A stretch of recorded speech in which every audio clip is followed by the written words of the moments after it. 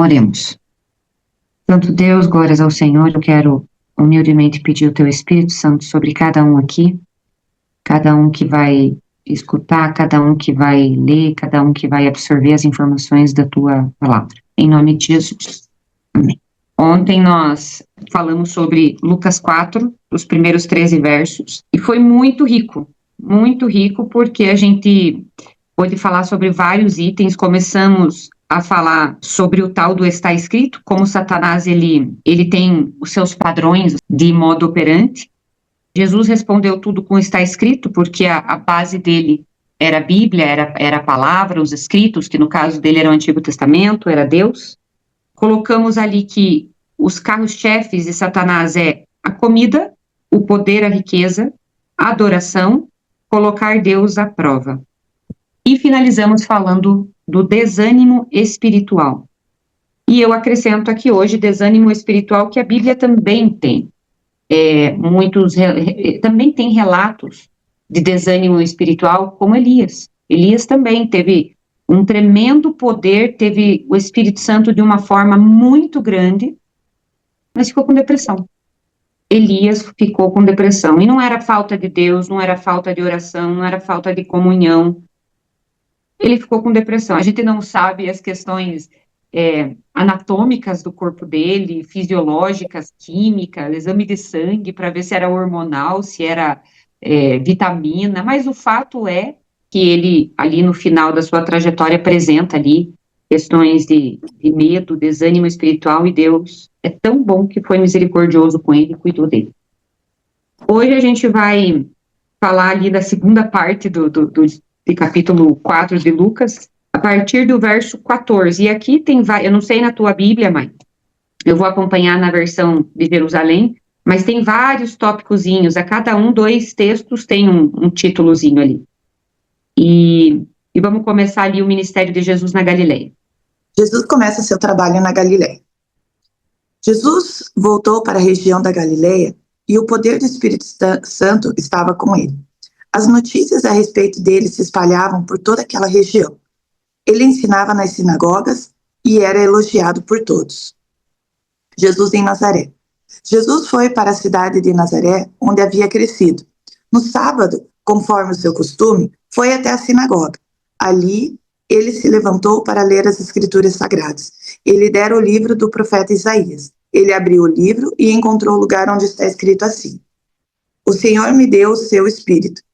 Ele me escolheu para levar boas notícias aos pobres e me enviou para anunciar a liberdade aos presos, dar vista aos cegos e libertar os que estão sendo oprimidos, e anunciar que chegou o tempo em que o Senhor salvará o seu povo. Jesus fechou o livro, entregou-o para o ajudante na sinagoga e sentou-se. Todas as pessoas ali presentes olhavam para Jesus sem desviar os olhos. Então, ele começou a falar. Ele disse: Hoje se cumpriu o trecho das escrituras sagradas que vocês acabam de ouvir. Todos começaram a elogiar Jesus, admirados com a sua maneira agradável e simpática de falar, e diziam: Ele não é o filho de José? Então Jesus disse: Sem dúvida vocês vão repetir para mim o ditado: Médico, cure-se a você mesmo. E também vão dizer: Nós sabemos de tudo o que você fez em Cafarnaum. Faça as mesmas coisas aqui na sua própria cidade. E continuou: Eu afirmo a vocês que isto é verdade. Nenhum profeta é bem recebido na sua própria terra. Eu digo a vocês que, de fato, havia muitas viúvas em Israel no tempo do profeta Elias, quando não choveu durante 3 anos e meio, e houve uma grande fome em toda aquela terra. Porém, Deus não enviou Elias a nenhuma das viúvas que viviam em Israel, mas somente a uma viúva que morava em Sarepta, perto de Sidom. Havia também muitos leprosos em Israel no tempo do profeta Eliseu, mas nenhum deles foi curado. Só Naamã, o sírio, foi curado. Quando ouviram isso, todos os que estavam na sinagoga ficaram com muita raiva. Então, se levantaram, arrastaram Jesus para fora da cidade e o levaram até o alto do monte onde a cidade estava construída, para o jogar dali abaixo.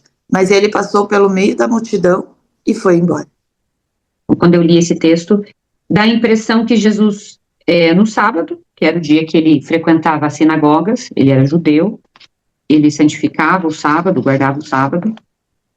Ele foi lá, pegou, leu Isaías 61, parte de Isaías 61, na verdade, alguns versos ali de Isaías 61, e aí falou assim, ó, galera, seguinte, esse negócio aí se cumpriu em mim.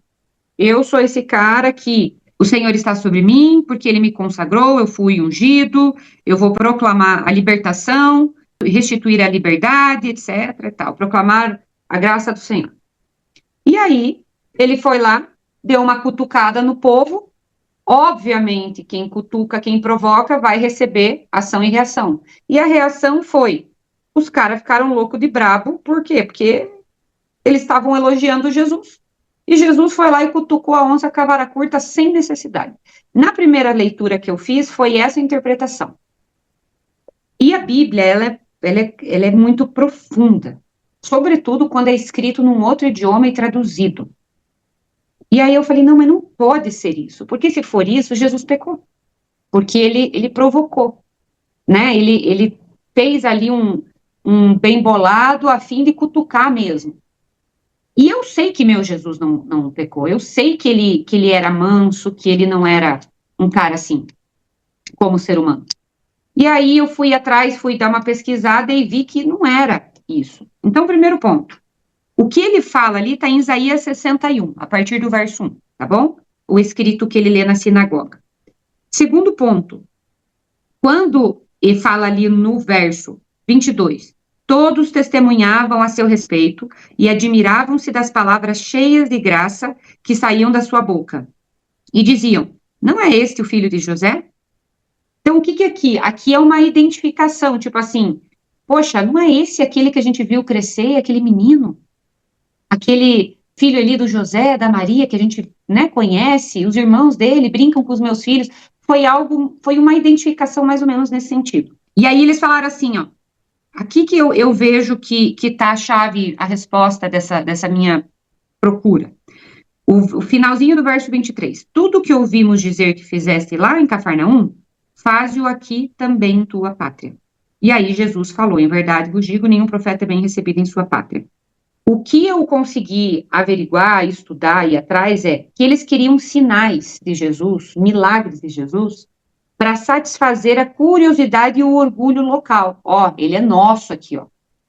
Não porque criam verdadeiramente em Jesus como sendo o Messias ou o enviado de Deus, o Cristo, filho do próprio Deus. Não era sobre eles crer quem Jesus era.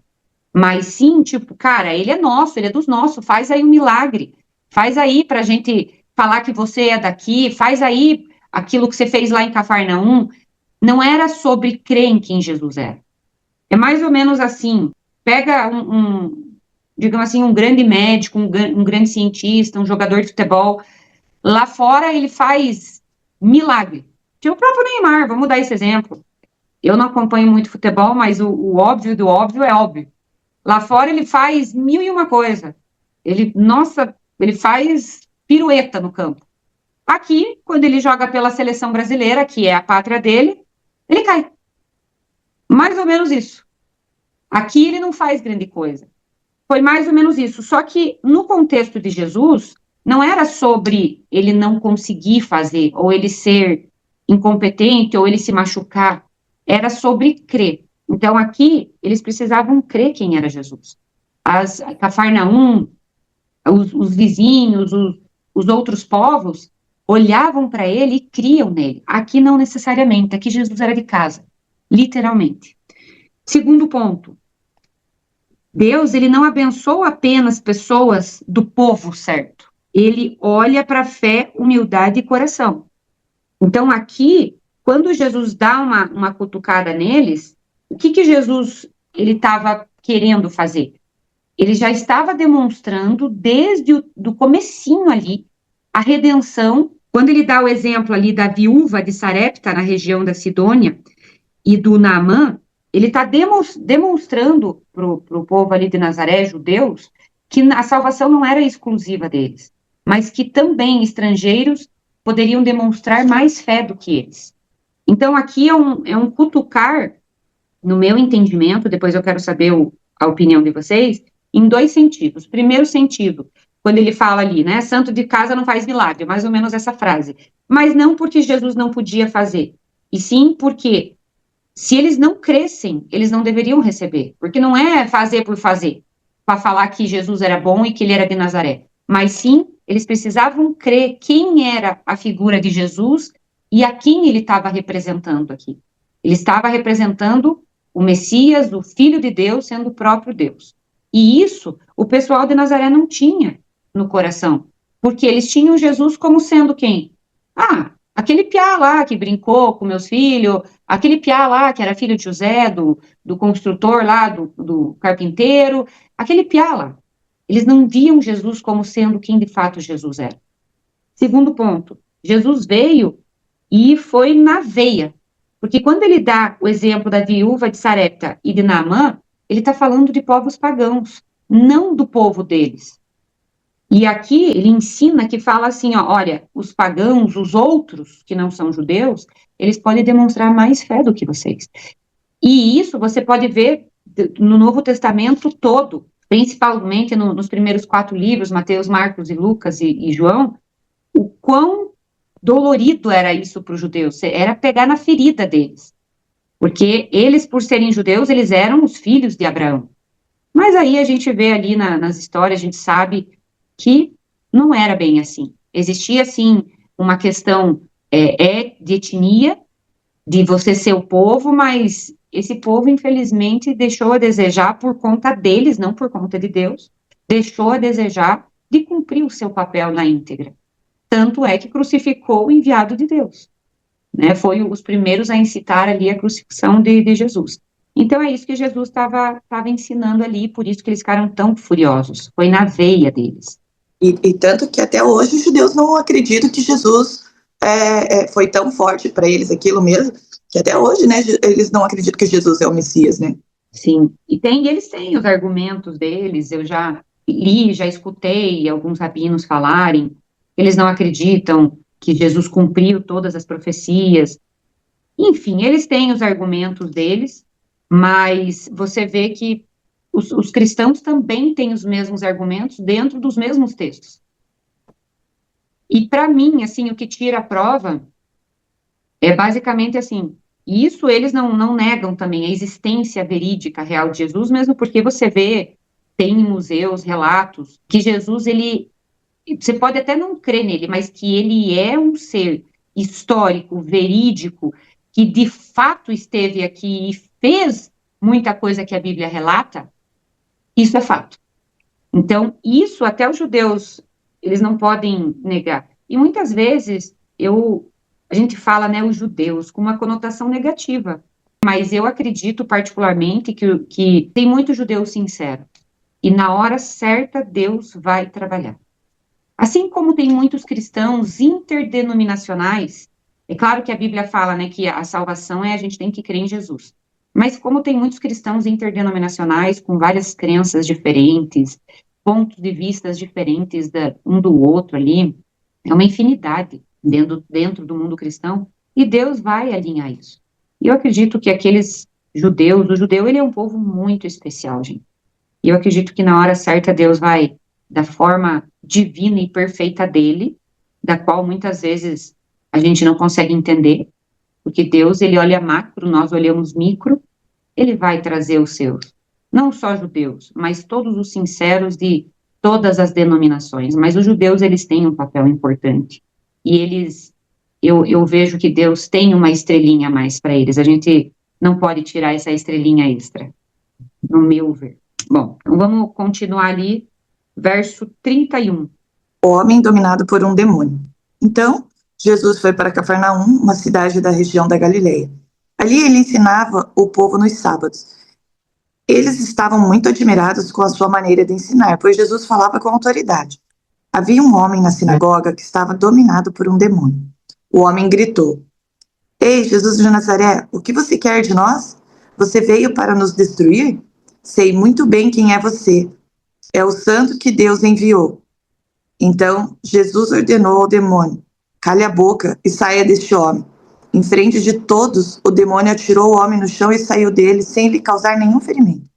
Todos ficaram espantados e diziam um para os outros: Que tipo de palavras são essas? Esse homem com autoridade e poder expulsa os espíritos maus e eles vão embora. E as notícias a respeito de Jesus se espalharam por toda aquela região.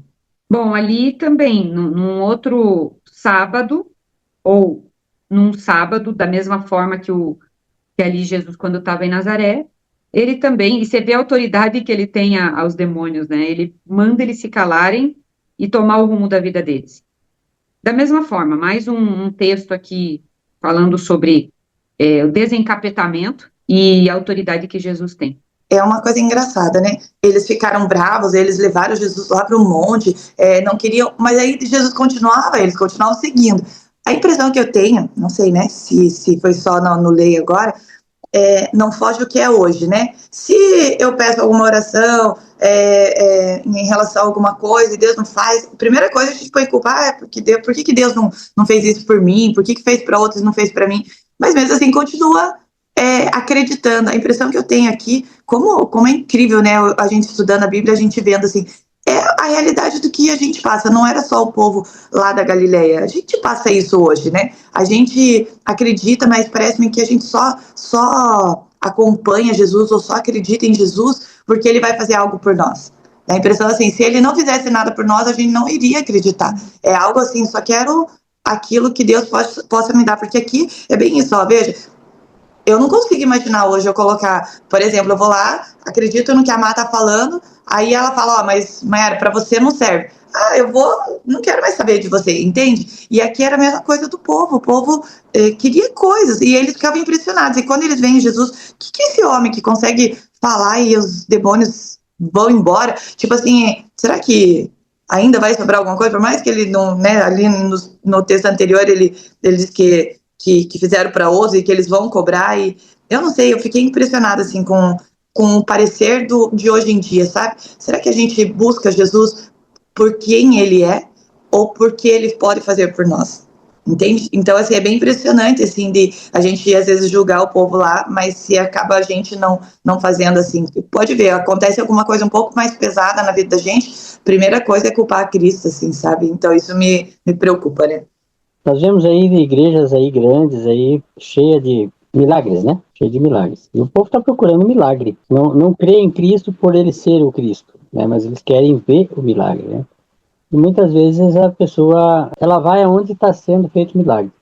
Ela crê no milagre, ela não crê em Jesus, né? E aí a Bíblia diz, né, que bem-aventurado aquele que crê, que não vê, né? Mas crê, mesmo não vendo, né? E como o irmão Joel falou, e a Mayara também, o povo buscava milagre. Gente, vamos ser bem honestos aqui, ser humano, tá? Vamos deixar o nosso lado bonitinho de cristão, bonitinho, santo de lado, tá?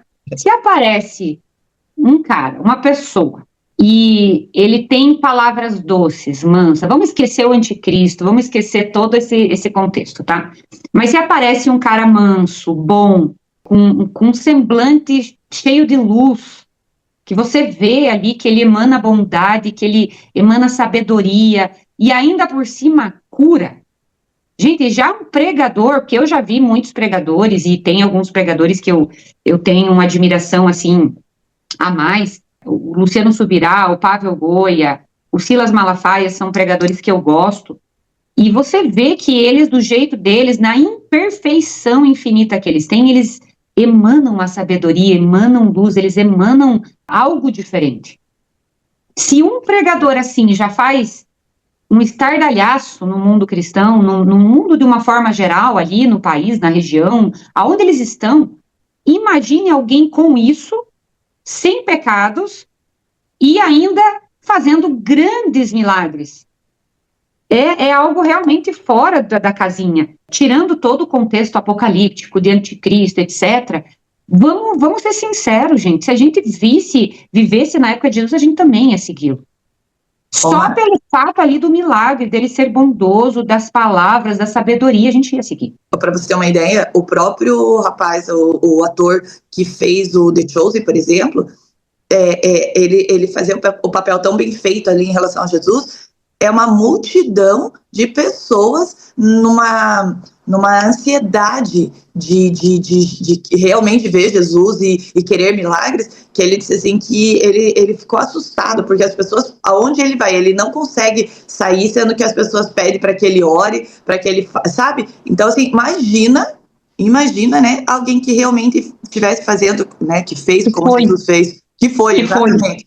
Imagina, se uma pessoa simples, porque é um ator, ele não é Jesus, e as pessoas estão assim, né, com uma vontade. Imagine tendo alguém com poder ali mesmo, fazendo milagres, como que o pessoal não iria querer que fizesse para eles também, né? Porque, exatamente, por que as pessoas vão atrás dele? Porque as pessoas querem palpar Deus, querem tocar Jesus. E ele, neste momento, e aqui eu não vou colocar nem questões de certo, adoração, de estar errado, da pira das pessoas, de estar correto ou não vou colocar isso, não importa nesse momento, nesse comentário. Mas, assim, é o mais próximo que elas podem chegar, porque elas assistiram The Chosen, e foi realmente, tem as suas falhas históricas, de época ali, de itens, mas o contexto, ele foi muito bem feito, o vídeo, tudo foi muito bem feito. Ele, como você falou, o ator, ele conseguiu trazer um Jesus real para a série. E aí as pessoas querem palpar isso, porque a gente não tem uma imagem de escultura para Deus. E ele não quer isso. A gente não tem algo palpável para Deus. Deus, ele é um Deus, como dizia os ninivitas, os cananeus, todos os heteus, os jebuseus, ele é um Deus sem rosto. Ele é um Deus sem rosto, ele é um Deus que a gente não vê. É pela fé, mas ele existe. E aí, quando você vê um ator fazendo um trabalho tão bom, tão palpável, você quer, é um pedacinho, é como se fosse um pedacinho. Então, eu até entendo isso das pessoas, porque a gente sente isso, porque é o rosto que foi dado para Jesus ali. O corpo é a pessoa que foi personificada em Jesus ali. Jesus disse o seguinte, ali, Jesus é o Todo-Poderoso, ele é Deus, né? Mas Jesus colocou algo para nós pensar, olha só. Ele diz que as pessoas, elas eram curadas pela fé delas. Elas são curadas pela fé em Cristo Jesus. Então, essa é algo que muitas vezes a gente percebe que as pessoas têm fé no pastor. O pastor lá me curou. Naquela igreja me curou. Então, ela não está com a fé em Cristo. Jesus me curou, né? Então, muitas vezes. Irmão, todos, deixa eu fazer um gancho. Agora eu lembrei. Você falando isso do pastor, eu até vou acrescentar. Você fala assim, as pessoas vão, por exemplo, até o pastor, buscam a cura. O pastor tem poder da cura e cura aquela pessoa. Aqui eu vou até acrescentar. Quantas pessoas também de diversos povos, aqui a gente colocou ali a cura do endemoniado, mas quantas pessoas também de diversos povos iam, que a Bíblia não relata todos os milagres de Jesus, fala que faziam fila, Jesus ficava ali até horas curando, iam ali só por curar. E também não criam no Jesus. Eles queriam só a bênção. E eu vou ampliar ainda. Por mim, assim, é mais ou menos assim, quando Deus não me dá a bênção, eu reclamo. Quando eu oro por algum milagre, por alguma bênção, por alguma resposta, por alguma enfermidade, Deus não dá, eu reclamo. E às vezes, o poder de cura de Deus, hoje, atual, não é só pelas mãos de um pastor ou de um ungido de Deus. Deus, eu vejo assim que ele trabalha com processos. E às vezes a gente busca a cura de Deus, às vezes a gente passa pelo vale da sombra e da morte, pelo deserto. E o deserto, ele é sinônimo de processo. Só que dói. Dói, é extremamente difícil você passar pelo deserto, seja na área que for da tua vida. E aí você pede por um milagre, Deus não dá. Mas Deus, hoje, tem especialista em terapia, em psicologia, psiquiatria. Deus hoje deu conhecimento e inteligência para o homem para medicação. Deus hoje deu conhecimento para o homem repor ferro, repor vitaminas no corpo, fazer exames de sangue, o que não existia na época. E então, assim, claro que isso tudo é modernidade, é tecnologia, mas muitas vezes, na época, se Jesus chegasse, por exemplo, para uma pessoa depressiva ou para uma pessoa doente e falasse, olha, você tem que melhorar a tua alimentação porque a tua ferritina está baixa, a tua vitamina B12 está isso, está aquilo, pessoa ia ficar olhando para Jesus, porque o entendimento e a sabedoria e conhecimento deles eram outros. Talvez até superiores à nossa em alguns aspectos, mas eram outras. Então, assim, Jesus, ele sempre faz aquilo que ele precisa fazer para aquela pessoa, mas ele tem um propósito para a vida de cada um. Então, assim, a gente precisa entender também que às vezes a gente pede por um milagre, e claro que é muito mais fácil fazer assim, o milagre ali da mágica, mas Deus dá outros recursos também para a gente, e às vezes a gente quer estar esperando a varinha mágica de Deus, e Deus não quer fazer a varinha mágica, porque Ele quer nos ensinar, Ele quer nos dar sabedoria, Ele quer aumentar a nossa fé no nosso processo, e às vezes a gente fica lá em stand-by, esperando, não fazendo a parte que nos cabe. Vamos continuar ali, verso 38. Jesus cura muita gente. Jesus saiu da sinagoga e foi até a casa de Simão. A sogra de Simão estava doente, com febre alta, e contaram isso a Jesus.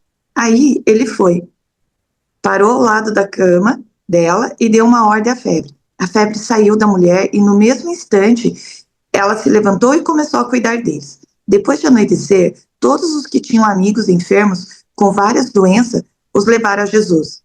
Ele pôs as suas mãos sobre cada um deles e os curou. Os demônios saíram de muitas pessoas gritando: "Você é o Filho de Deus!" Eles sabiam que Jesus era o Messias e por isso ele os repreendia e não deixava que falassem. Jesus anuncia a mensagem. Quando amanheceu, Jesus saiu da cidade e foi para um lugar deserto. Mas a multidão começou a procurá-lo. E quando o encontraram, eles não queriam deixá-lo ir embora. Mas Jesus disse: "Eu preciso anunciar também em outras cidades a boa notícia do reino de Deus, pois foi para fazer isso que Deus me enviou." E ele anunciava a mensagem nas sinagogas de todo o país. Então, ó, aqui começando do final, eu vejo nessa frase quando o povo fala: "Não, fica aqui com a gente, por favor." Ele fala: "Gente, eu preciso anunciar para os outros também." Eu vejo um carinho tão grande da parte de Jesus, e eu vejo ele como Deus, como Pai, como Criador, olhando com muita compaixão para o povo, sabendo que o povo não queria deixar ele ir, porque era a segurança deles, e ele tendo empatia, entendendo profundamente o que isso significava para as pessoas. É isso que eu consigo ver nessas entrelinhas, quando ele fala: "Olha, eu também, me deixem ir, fiquem de boa, eu preciso também anunciar outros, tem outros igual vocês também." Eu vejo isso. Aí ali, no verso 41, quando os demônios saíram gritando: "Tu és filho de Deus", eu vejo os próprios demônios reconhecendo aquilo que, infelizmente, o povo de Deus, da qual nós fazemos parte, não foi capaz, ou não quis, ou não preferiu não reconhecer, que era ele sendo como filho de Deus. Mas uma coisa é certa: os demônios têm o defeito que for e já estão julgados e perdidos, mas que eles reconhecem quem é Jesus, eles reconhecem. E tem muita gente por aí batendo no peito, falando de Jesus, pregando de Jesus, mas não reconhecendo Jesus. Que uma coisa é você ter o conhecimento, a gente já falou várias vezes, né? Outra coisa é você ter a intimidade. E às vezes você tá pior do que os demônios, porque você não reconhece de fato quem é Jesus. E agora eu vou aplicar na prática. Quantas vezes eu não reconheço quem é Jesus? Os demônios reconhecem, e eu não. Como assim? Simples. Quando eu faço uma oração, vou puxar a corda de volta. Quando eu faço uma oração, um pedido, alguma situação, e aí eu espero a resposta, e a resposta não vem como eu almejo, como eu havia pedido, e eu não tenho a capacidade de entender ou de diagnosticar qual foi a resposta de Deus, o que Deus quer de mim, e às vezes eu me sinto no limbo ali, ó, fico ali, mas não sei o que Deus está querendo dizer, e aí eu não boto fé. E acabo, mesmo que indiretamente, desmerecendo esse Jesus, colocando ele num patamar abaixo. Ah, mas eu sei que Deus pode tudo, mas comigo ele não está fazendo. Isso é uma forma indireta também de não reconhecer o seu poderio, porque ele pode todas as coisas. Se ele não me respondeu da forma que eu sinto que eu precisava, ou que eu almejava, ou que eu combinei com ele, o problema não é quem ele é, o problema é se ele não me respondeu como eu almejo, aí tem alguma coisa. O que é essa coisa?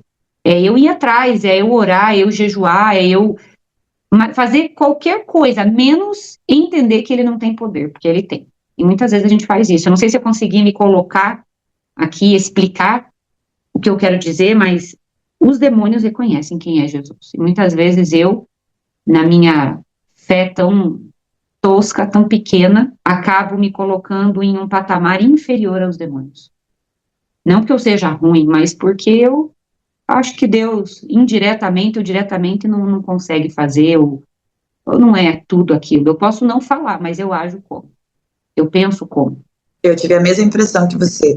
Os demônios saíram de muitas pessoas gritando, você é o filho de Deus. Muitas pessoas na época, muitas não, senão a maioria ali, digo quase todas, né, não acreditavam que Jesus era Deus, era o Messias, era né, quem veio para o libertador, na verdade, né, e toda vez que você vê, assim, que Jesus expulsava demônios, nenhum demônio perguntava quem é você, só sem saber que era Jesus. Que incrível, né? Exatamente, a gente precisa ver, imagine se colocar, é muito triste se colocar menos que demônios, e é verdade mesmo, porque eles tiveram, assim, eles tinham a certeza. Hoje a gente tem dúvidas, né? Principalmente se Jesus não escutar o que a gente está ali pedindo. Então, que a gente quer, e às vezes até o que a gente precisa, às vezes não é só querer, é o que a gente precisa, mas Deus, ele tem um processo, e aí eu vou linkar isso com o que a gente quer e o que a gente precisa, o que a gente almeja, vou linkar com o processo. Naquela época Jesus curava, mas naquela época eram outros recursos. Hoje Jesus continua curando, com outros recursos, com o recurso do milagre, que muitas vezes eu já vi gente tá com câncer, aí depois de uma corrente de oração vai lá e o câncer curou, e também gente fazendo quimioterapia, fazendo todo o processo e sendo curada, e também gente, como tem a Kelly, uma moça da nossa igreja que ficou assim com câncer terminal durante 7 anos. Os médicos deram para ela dias, e ela testemunhou 7 anos. E aí ela veio descansar. Deus não deu a cura para ela? Claro que Deus deu a cura para ela. Porque a cura não é só sobre você curar aqui de imediato. A cura é a vida eterna. Quando a gente ressuscitar, 1 Tessalonicenses 4, 13 ao 18, nós vamos ser transformados, glorificados, num abrir e piscar de olhos. Então, Deus, ele vai dar a cura a todos. A questão é que nós queremos de forma imediata, e até muitas vezes, não digo todas, mas muitas vezes de forma egoísta. Deus, ele olha o macro, ele olha a nossa salvação. Então, se a gente tiver que penar, sofrer, sentir dor e passar pelo deserto, passar pelo processo, ele vai permitir. Porque o foco dele não está na nossa dor, naquele quadradinho chamado dor. O foco dele está no macro, na salvação, do qual tem aquele quadradinho teu, que se chama dor, que você não suporta, que você perde a fé nele, que você não quer mais nem saber de Deus, tem. Mas ele sabe que naquele processo, em algum momento, você vai se olhar para ele, você vai se humilhar, você vai se tornar humilde, você vai passar pelo processo do deserto e vai obter a tua salvação, ou vai obter o teu caráter de forma mais refinada. Eu não sei, cara. Eu sei que Deus tem várias formas e às vezes para a gente é muito difícil entender as formas macros e extremamente divinas e sábias de Deus, porque a gente não é divino, a gente não é sábio e a gente é micro. E por isso é muito difícil às vezes entender essa metodologia de Deus tão sábia, porque nós não temos isso. E ainda quando nós temos sabedoria, são gotas de misericórdia de Deus sobre cada um. No verso 40, ele fala assim, ó, depois de anoitecer, todos que tinham amigos enfermos com várias doenças levaram a Jesus, né? Ele pôs as suas mãos e tal. Então, assim, as pessoas iam buscar ele para cura. Pode ver, ó, anoiteceu, ele curou ali, e aí, assim, as pessoas procuravam para cura. No 43, fala assim, ó, mas Jesus disse, eu preciso anunciar também em outras cidades a boa notícia do reino de Deus. Ele não fala assim, eu preciso curar também em outras cidades. Não é engraçado de você ver assim, ó, as pessoas, ele ia de manhã à noite curando, as pessoas buscavam Jesus para cura. E ele não coloca, ele poderia falar assim, ó, se fosse só para cura, que era o objetivo dele, que as pessoas achavam que era, ele falaria assim, ó, eu preciso curar também em outras pessoas. E não, o objetivo dele era anunciar a boa notícia do reino de Deus, pois foi para fazer isso que Deus me enviou. Não era para só ficar curando. Ele precisava anunciar as boas novas do reino de Deus. É muito engraçado, às vezes é uma única palavra, não é cura, é anunciar a volta de Deus. Não é cura que a gente precisa procurar aqui nesse reino, é anunciar as boas novas de Jesus. É muito interessante, às vezes a gente... Porque é sobre salvação. O não é sobre só cura. evangelho do reino de Deus é sobre a salvação, sobre se arrependa, peça perdão e volte teu coração a Deus com ações, demonstrando o teu arrependimento, como muitas vezes a gente já leu. E aqui a cura, ele era um detalhe. Os milagres, ele era um mero detalhe. O foco de Jesus realmente estava em anunciar, mais uma vez, na questão salvífica. Ele precisava fazer cura, inclusive, para que as pessoas acreditassem, porque talvez se não tivesse uma cura ali, uma ou outra, as pessoas não iriam atrás dele para escutar, né? Então ele precisava fazer algumas curas cura ali. É o chamariz, como diz. Quem entende de marketing, a cura é aquilo que chama a atenção do público para que o público venha e adquira o teu produto, vamos dizer assim, e adquira a tua mensagem e aceite. É o meio pelo qual Jesus, um dos meios pelo qual talvez Jesus usou para chamar a atenção do povo, para que o povo fosse com o coração aberto a ouvir a palavra dele. Eu acredito perfeitamente no que você falou, perfeito. Os milagres foram uma metodologia de marketing, vamos colocar assim, usada por Jesus para chamar a atenção dos povos e para que o máximo possível pudesse ir, ainda que fosse por interesse puro e egoísta, chegando lá, o Espírito Santo fazia a parte que lhe cabia. O que Deus falou para nós, né? Ir e pregar o evangelho a toda criatura. Daí, olhando para Paulo, nós vemos ali que Paulo queria a cura. Deus falou assim, a minha graça te basta. Então, o projeto de Deus é só esse, é levar o evangelho às outras pessoas, né? Perfeito. Mesmo porque ali na questão de Paulo, ele já tinha, não o pleno, mas o necessário conhecimento, já tinha o conhecimento necessário para a salvação dele. Então, quando eu vejo que Deus fala assim, ó Paulo, fica de boa, a minha graça te basta, não é porque Deus quer que Paulo se dane e se ferre, mas é exatamente isso que a gente finalizou aqui falando. As curas, os milagres foram um meio e método que Jesus teve de marketing, vamos colocar numa língua atual, para chamar o povo para ele. Ainda que fosse de uma forma egoísta, que muitos foram, só para obter o seu eu ali, mas ali, chegando ali, o Espírito Santo fez a obra. E a questão, o ponto é sempre salvação. Paulo já estava com o dele guardado. Ele já tinha o pleno conhecimento de Jesus, da salvação, já tinha entregue o coração a Cristo. E quando Deus fala assim, ó, minha graça te basta, é porque a questão não que Deus queria que Paulo se ferrasse, mas assim, ele já tinha obtido a salvação e, às vezes, se Deus dá aquilo que a gente tanto almeja, a gente recalcula a nossa rota e vai por outros meios. Ali, você mantendo aquele espinho na carne, você sempre vai estar na rota que Deus quer para você. Eu vejo assim, se todos ganhassem a cura, ninguém queria o céu, né?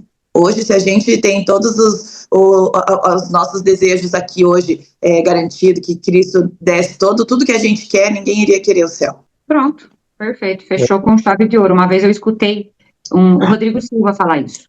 Um cara perguntou assim, por que uma menina, uma criança com leucemia, tem uma criança com leucemia e um senhor, vamos colocar assim bem secamente, o senhor já viveu tudo o que tinha que viver. Se ele morrer de câncer, vai ser triste? Vai. Mas assim, ele já viveu. Ele constituiu família, ele já curtiu a vida. A criança não, a criança é inocente. E aí, por que Deus cura, ou salva, ou permite que viva o senhor com o câncer e a criança não? A gente não tem essas respostas. Mas a questão é, Deus, ele não completa 100% os milagres dele. Se ele completar 100% e fizer os milagres 100% na vida do ser humano, da humanidade em si, a troco de que o ser humano vai almejar a vida eterna, o céu, um lugar melhor?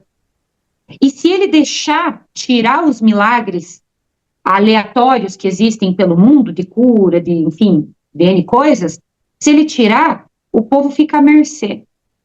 E aí não consegue ter um deslumbre, ainda que pequeno, do que é ter uma cura, do que é viver uma vida sem tristeza, sem choro, sem dor.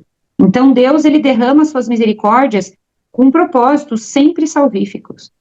E quanta gente, assim, ó, já viram aquele ditado, assim, a pessoa que come aquela comida, aquela mesma comida, ela está acostumada sempre com aquela comida. Aí quando ela começa a comer uma comida melhor, ela tem dificuldade ali de gostar de qualquer coisa. Eu sou assim. Eu sou bem chata para comer. Por quê? Porque eu já comi coisas muito boas.